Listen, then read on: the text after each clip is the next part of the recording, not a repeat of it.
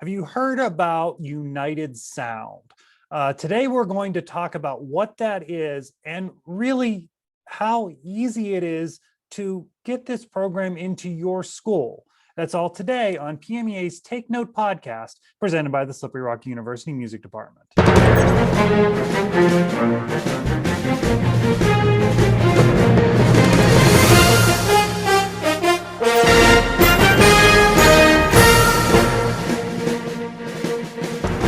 All right, everyone. Hello and welcome to today's show. This is a definitive news you can use version. This is, I want you to pay attention. There's some stuff in here, some really take home things you can do in your music programs in Pennsylvania. So joining me today, all the way from Arizona, is Julie Duty. She is the founder and executive director of United Sound. Julie, thank you so much for joining us. Thank you for having me.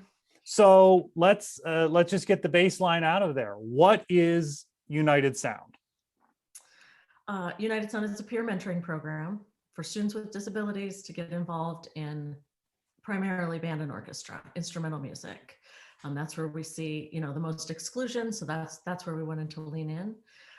We are a teacher helper. We're a curriculum provider. We're a student trainer because it's a peer mentoring program. We want to be able to say, can you open the doors to more kids, and can we help you make it just as simple as possible?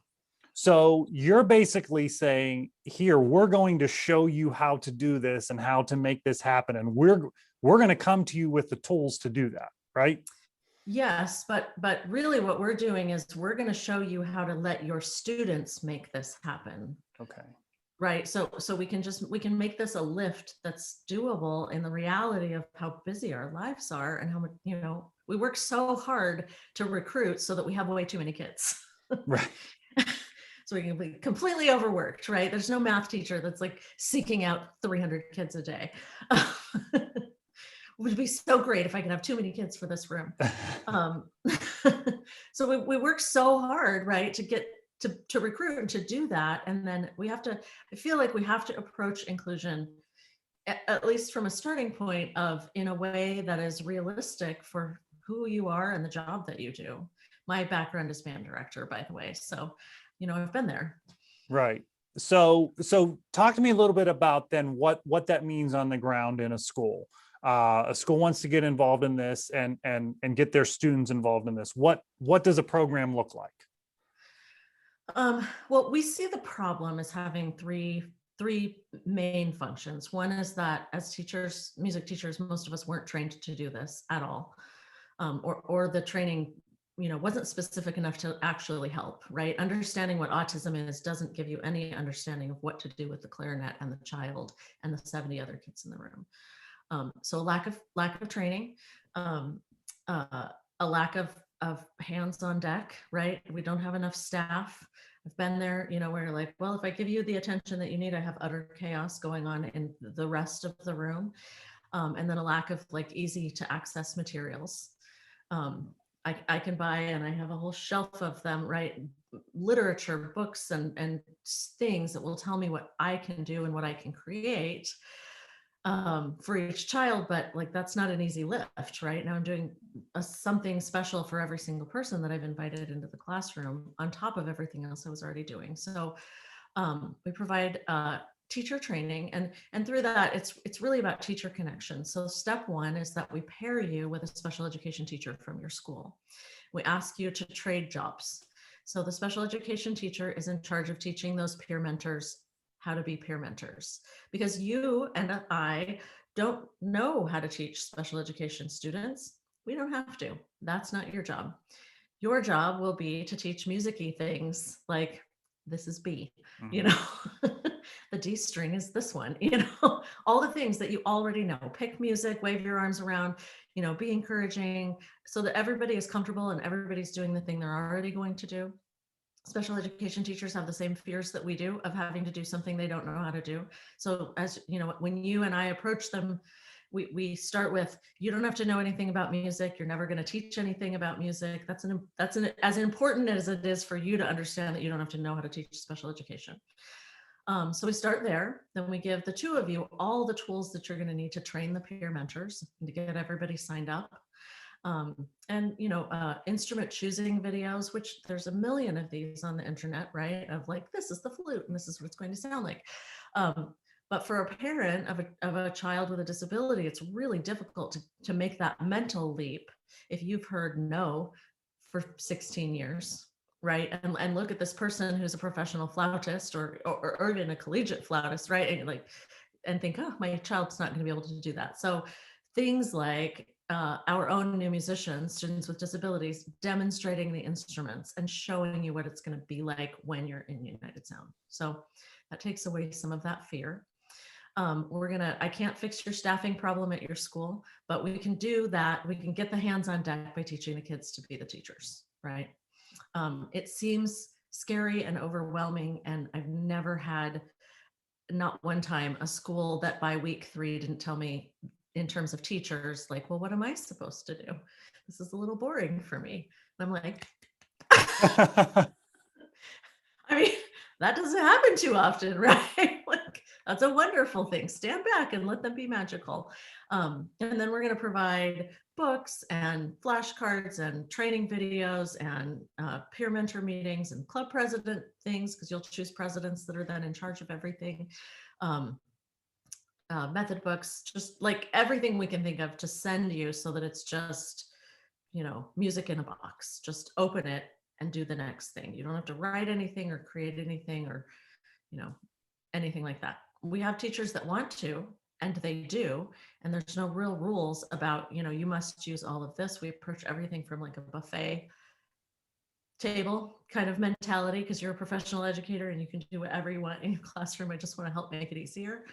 Our rules are that the students for United Sound, the only 2 rules are that the students are doing the teaching and that there are performance opportunities.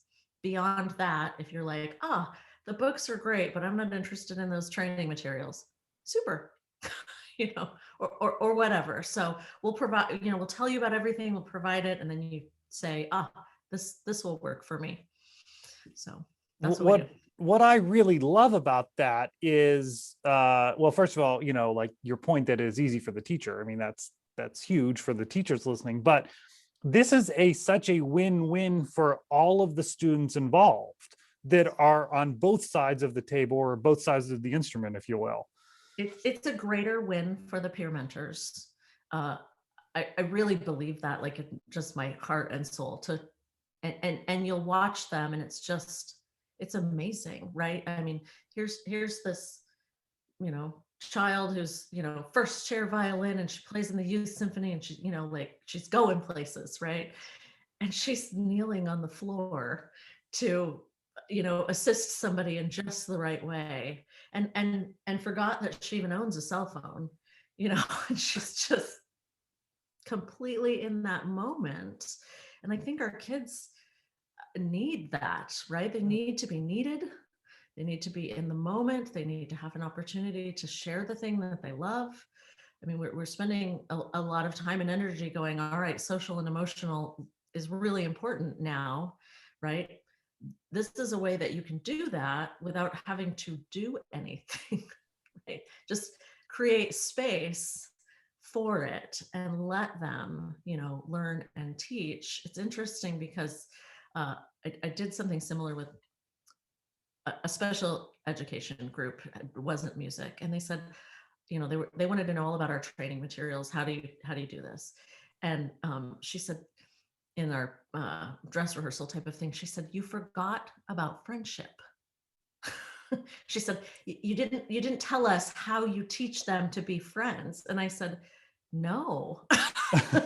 I mean, I have never made a friend in my life when somebody was like, be friends, right? That's not what we do. Right. We have shared meaningful experiences, and then we connect and have an authentic, musical experience and an authentic friendship, and we have real things, because we're doing things together that we like and we love and we're passionate about. And, it's why we're in music, right? I mean, Sure. we may play our instruments really well, we may not, but, we all have had that, like, this was my only safe place. And so making it even safer and safer for more people is really valuable to me.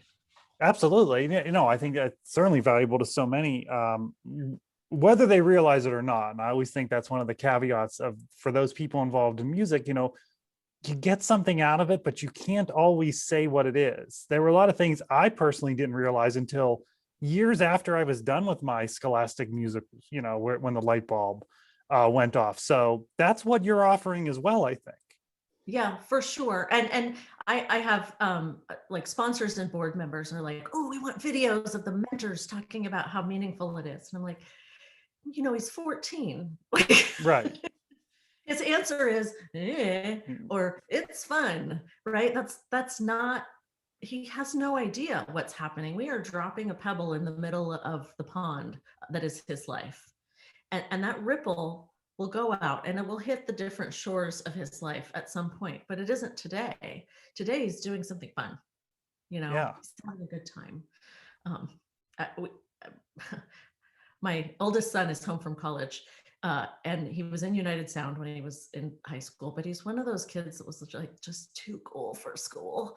Like my other two are not like this, but just, and he's not like this as an adult now, but he just like, like was dressed perfectly and just Mr. Popularity all the time and all of these things. But he did United Sound, and we came home one night. We'd been out, but we came home early, and he's all dressed up in a suit.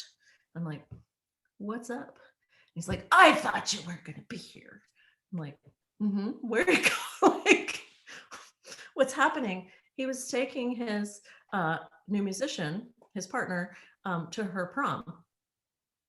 But he didn't want me to know because then I would, do the mom thing. Do the mom thing, yeah. But we've made a difference, right, in his life, and he doesn't even know it. If I, Yeah. why are you taking her to prom? Yeah. But long term, we affect change lifelong, I think, in everything that you do as a music teacher. I mean, my music teachers changed my life. And you're right, you don't know how. You learn to work and you learn to collaborate and you learn to do all of those things. And this is just one more piece of that puzzle of like being able to teach anyone, talk to anyone, connect with anyone, recognize that this person who seems so different than you is just like you. We all want the same things, right? To belong. Right. Oh, I love those. I love those stories. I love your analogy. It's a beautiful analogy of dropping the pebble in the pond, and that's kind of the ripple through our life. But that story of your son is perfect to sum that up. So what got this started? What got United Sound started? So at the beginning of my teaching career, I was like every other new teacher, right? Drowning and trying desperately to figure things out.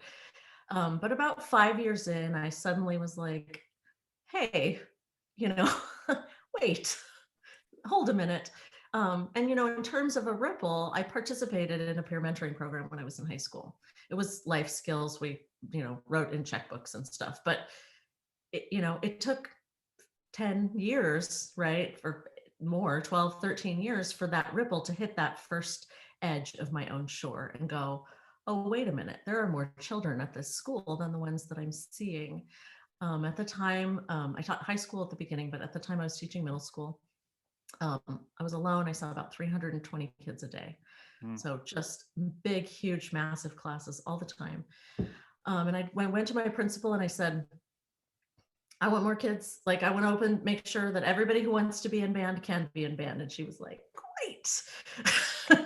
So the next fall, my 7th grade band that had 92 kids in it also had 3 kids with pretty severe autism.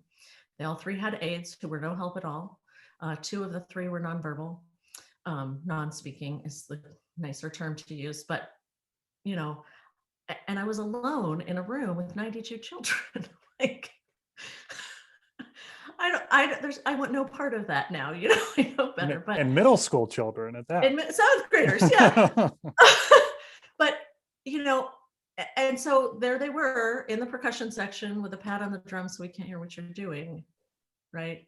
And I went to her and I said, "Okay, I'm into it. Obviously, I asked for this, but I have no idea what to do. So I need somebody to come and tell me what to do. and I need some things, you know? And she said, well, here's an open PO.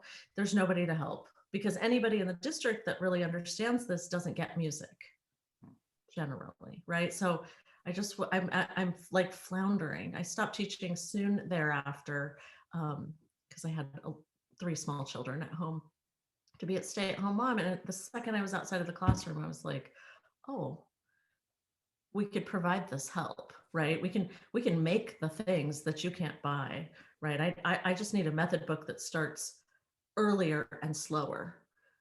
You know, wheels are round. Like, this is a B. You blow into the saxophone. I mean, you know, like we do the things, right? Like, you don't have to reinvent music. You just have to make a ramp that starts and grows slower. So I can provide the materials. I don't know how to teach, but I can certainly find a lot of people who do. We can provide the training. We can, you know, get the peer mentors involved, because then there will be enough hands on deck, right? We can do all of these things and we can make it simple. The majority of our clubs meet for 45 minutes once a week. And we ask our teachers that we need 1 hour a week, 15 minutes to get ready and 45 minutes to do it. And that if it's taking you longer than that, you're doing it wrong. That's a And you hook. should call us and you should say, here's what's happening, and then we'll help you whittle it back down. Because we don't want this, I personally, I don't want this huge change, right? This monumental, amazing experience that was so much work for 1 year. And then we say, whew, I am glad that is over, right? We want to do something that's little and totally sustainable and force you to start tiny, where you get to the end of that first year and you look at your special education teacher partner and you both go, well, gosh, that was easy. Let's do it again. And then in year 2, you start maybe adding some more, you know, flavor. You have more than one performance every semester, you know, because you realize that, like, we play the fight song and everything. Let's learn a modified part to the fight song. You can come to everything, you know, like, Right. and you can grow it after we, you know, keep it little and make it totally sustainable so that it just becomes a part of who you are and what you do. One of my favorite things, so the school that my children attend was one of our 5 pilot programs. And at the very beginning, I mean, everybody cries, everyone except for the students.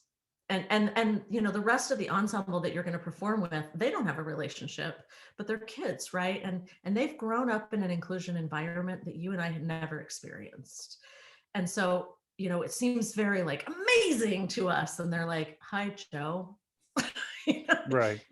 you know, you've got a violin. Are you going to sit next to me while we play this song? Like, it's just no big deal. But at the beginning, everybody cries.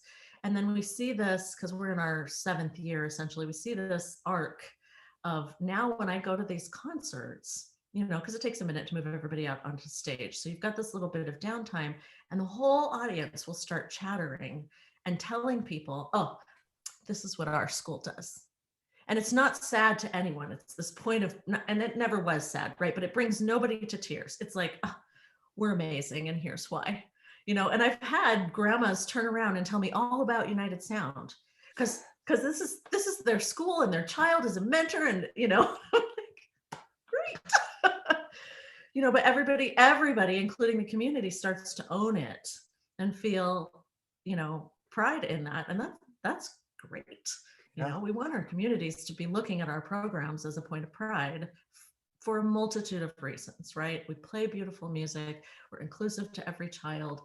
You know, we can do all of these different things at the same time. So I think there's another lesson there in what you said. You, for music teachers, probably particularly for high school band directors, that you talk about, okay, when you start with United Sound, you're going to start at this very easy, approachable level that is not going to be overly burdensome on you, because you're not going to try to go perform at Carnegie Hall the first year.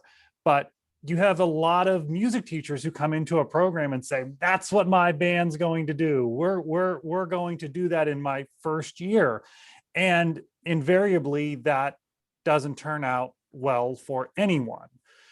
By starting it out at here is the manageable place we can start, and then we will grow appropriately for what makes sense for our program. And I think that that's, correct me if I'm wrong, but I think that's what you're saying is the way that United Sound can then organically grow in a school. It's human nature to want to, Sure. like start where whatever you learned left off, right? We want to start where start teaching where our high school teacher left off. My own children think that they're going to start their lives with as much money as they had, like in a house that they lived in when they were 18. But we're old, so like it's a process. So I think it's totally human nature to feel like that. But yeah, I mean, at any time, right, you don't bite off more than you can chew, you're better off. And in terms of United Sound, like musically, most of our students at the first concert play one note at the right time. And it's a modified part. I am not making noise while you play. I know B flat, and luckily there are a lot of B flats in this piece of music. So I'm rest, rest, rest, rest. Okay, here it comes, rest, rest, B flat, right? And you can see this like pride and this ownership of I'm making an authentic contribution. And even the mentors are like, oh, well, the tuba's not playing the flute part. Everybody's playing something modified. And we're like, yeah, yes, they can, because each new musician, I didn't say this before, each new musician is paired with 3 mentors. So it is a 3-to-1 ratio. That enables the mentors to not feel afraid of not knowing what to do. It provides consistency week to week in case, somebody's sick or has a doctor's appointment or something and can't come. It also helps the kids to like trade in and out of roles and responsibilities so that one person isn't, today I'm gonna do this and I'm gonna be hands-on. It gives everybody this flexibility. It also gives your new musician 3 brand new friends right there, right? Right. Because you have something you want to teach and I have something I want to learn, and we don't have to talk about being friends. We've got this, cello bridge between the 2 of us. So let's just talk about the cello until we have other things to talk about, which is how things work, like I said before. But because each person has their own 3 teachers, everybody in the room can be in a different place. It's interesting to me, and I didn't realize, music and special education are the most segregated things on a campus. Mm-hmm. Because we have to be, right? Your special education department is segregated by IQ in general, usually. And you're like, you can't have, all of these variety of players. I know that lots of people do teach in environments where you have all these variety of players. But if we can separate them out, we can teach better, right? Because I got to teach to the middle of whatever that group is, and somebody's behind and somebody's ahead. When I have 3 people that are teaching just me, you can have a child who, by week 3 learned the whole scale and can play lots of things and just needed an entry point that wasn't when he was 10 years old, sitting right, 5 feet away from somebody who's going to, play just B flat at just the right time for a whole semester. And it's perfectly fine. There's no, scaffolding issue because everybody can move at their own pace because everybody's got their own teachers. When it comes time to perform, the music teacher picks the performance piece, and it can be anything. But we suggest, at least the first year, that you choose something that your top group can throw down easily. Don't spend rehearsal time on this, right? We want to add value to what you're doing and take nothing away. So, if you're talking about, an advanced high school, seniors ensemble, give them a grade 2. Right? They'll be able to sound beautiful on it, and you didn't have to do anything. You're going to add that one piece of music to your concert, but you're going to give a copy of the score to every single group of mentors, and they are in charge of writing the modified part because they know what their new musician can do. So now we're giving everybody, and by the way, even 6th graders can succeed at this. We go all the way down. Can learn to read the score and write the modified part that matches what their new musician can do. And that's in itself a really good skill to have, but it's something that would be really time consuming for you. And so we don't want to do that. But then everybody gets something that meets them exactly where they are, right? Something that's not too easy and not too hard. 3 people to help them learn it and accomplish it and perform it. And you had to choose music early enough to provide time for that process. That's one of the harder things is you've got to choose something you're going to perform in December and like late September. And that's hard. Yeah. Yeah.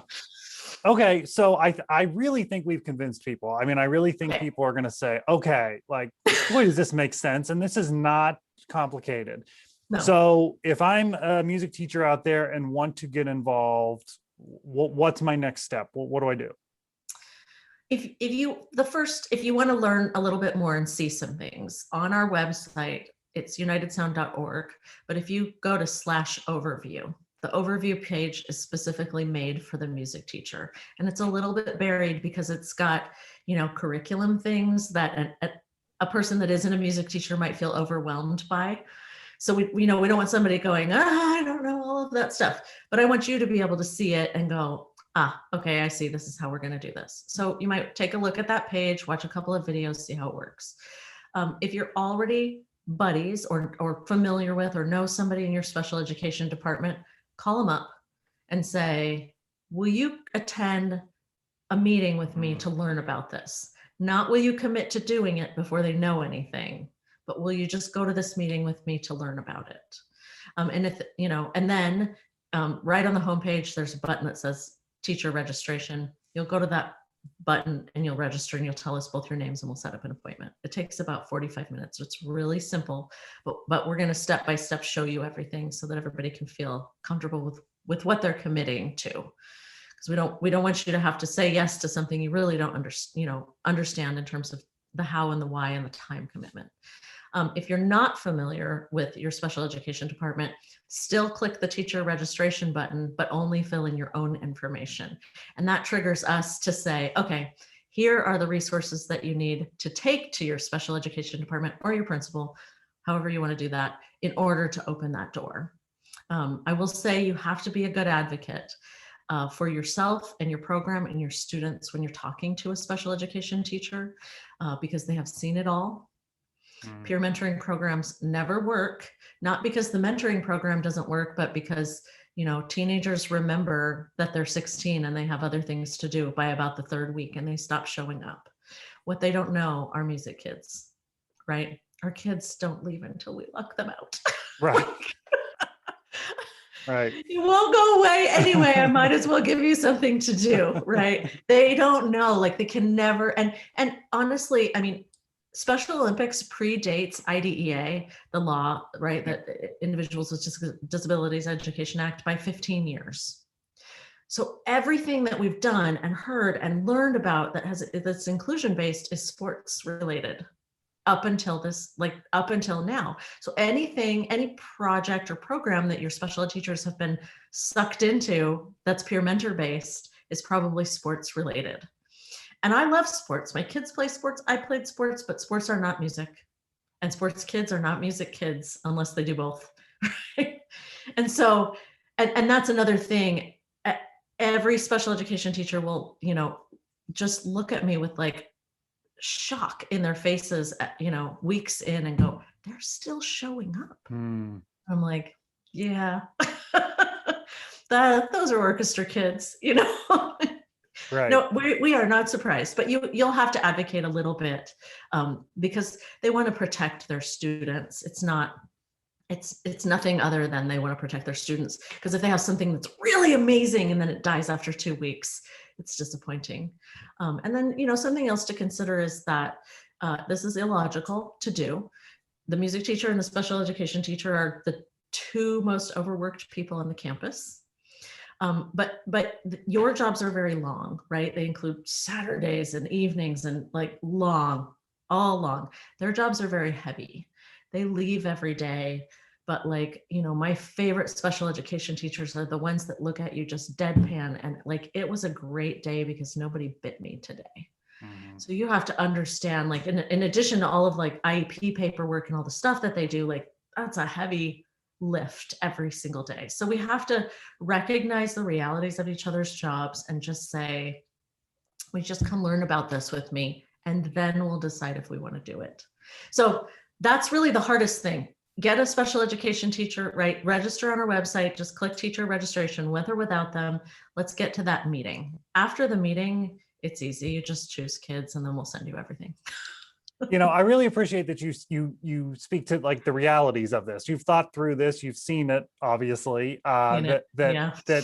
And because that's important for people to understand, for them to hear that the realities of the challenges that they're going to face.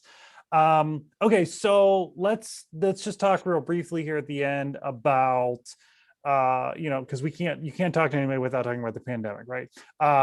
And as students, go back to school in the fall, more in person, certainly than they left in May and June, there is going to be a whole lot of need for all students because they've not been with their peers.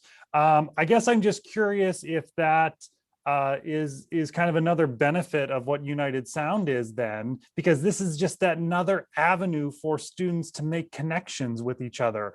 Like what are your thoughts of thinking ahead as we go back to school?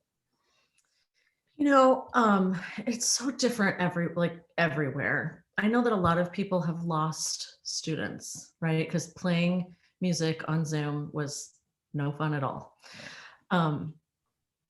We have a lot of experience with teachers using United Sound as a tool to get kids back, right? Maybe I don't really care one way or the other about, being in the 8th grade orchestra, but I really want to do that. I really, and our kids, like I said, they've grown up in this inclusion environment. We have about 135 schools. We haven't yet had one where there weren't too many peer mentors that signed up for the number of new musicians that they had. So you have to do cuts, like that's a good thing. But giving children an opportunity to be needed, it may be, if you need it, a way to get them back back into your program, well, 8th grade, maybe you do, maybe you don't like 8th grade orchestra, but I could really use your help with this, and it might help them to go, yes, right. Being that need to be needed is universal, right? Just like that need to belong. The other thing about United Sound is that for the kids, and this is a thing, is that not that your drum major won't make a wonderful mentor, she may, but it's like, the first chair, the all-state, the drum major, the section leaders, like they get to do everything. And sometimes they're not the best teacher. So that's a part of the process that we'll discuss with you, is like, if you have too many mentors, how do you choose? And you need to choose sometimes kids that need to be needed. Right. And boy, that child that's been struggling at the back of the flute section knows exactly how to teach this, because she knows what it feels like to struggle with this, and suddenly she's in a position of like honor. She's taking getting a special round of applause at your band concert that she was never going to get from 12th chair, like she was just like this anonymous member of the group, and now she's performing this really important service and in this position of celebration. I, I have no qualms whatsoever about using one thing in order to get something else. Right, because really we just want every single child in the room. We want to make music with them that they like. We want to connect with them. We want to be that adult in their life that they know they can count on. I think almost all of us that were musicians had that person, and if we didn't, we know we want to be that person. And so, using all of these pieces to say, here's what we do, this is who we are, my music classroom is a safe place, and you belong and you're needed here.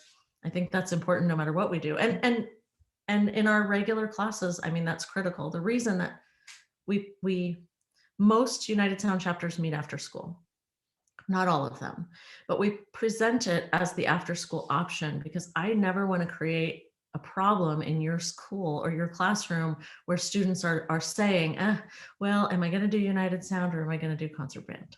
No. If you choose to move it into your school day and you have a way to do that and be successful about it, great. We have about 25% of our classes do meet during the school day, and that's fine, but you're never going to get that from us, because what you're already doing in your concert band or your orchestra or jazz band, your guitar ensemble or whatever is important, like really, really important. So I want to add value to that without having to take anything away in terms of time or attention or anything else. So, You know, what I really appreciate, I mean, the program in itself is incredible, but what I just really appreciate is you've thought through so many pieces of the puzzle that, and I'm sure that comes from experience of doing it, but you know, that a teacher can come to you and you can say, all right, yeah, I got the answer for that. I can help you through that. I mean, because you've explained so, as I'm sitting here, I'm thinking, well, okay, I can think of what a band director would say about this, but then you must have been reading my mind, because, you know, but you didn't. I'm reading my own mind, right? I wanted to win all the things. I wanted to have the best band at festival, right? I wanted my kids to feel safe. I wanted the moon, right? Wanted everything. And it was hard. I don't have all the answers, but have no qualms about telling anybody when I don't. Like, you know, I think it's perfectly fine to say, I don't know, but somebody does, you know? Right. And that is the key. And we really learned this accidentally during the pilot year of, you know, pairing the music and the special ed teacher and really forcing you to trade roles. We ask you not to speak to your own students unless there's a safety issue at all, right? That special education teacher doesn't even address her own students. She can walk right up to you and say, Mark, tell Julie these things right in front of me. It's fine. But she's empowered you then to tell me those things forever, right? But if we have an awareness of, like, you don't have to know everything, right? You don't even have to want to know everything. Right. Right. You just have to surround yourself by enough people and tools and resources that everything can come together, and then you'll be fine. Well, Julie, I can't thank you enough for taking some time to talk us through this. And I hope that the folks that are listening to this go to unitedsound.org, learn a little bit more about this, and see if it's something that they can get involved with in their school. Thank you so much for taking the time. Thank you, Mark. I appreciate it.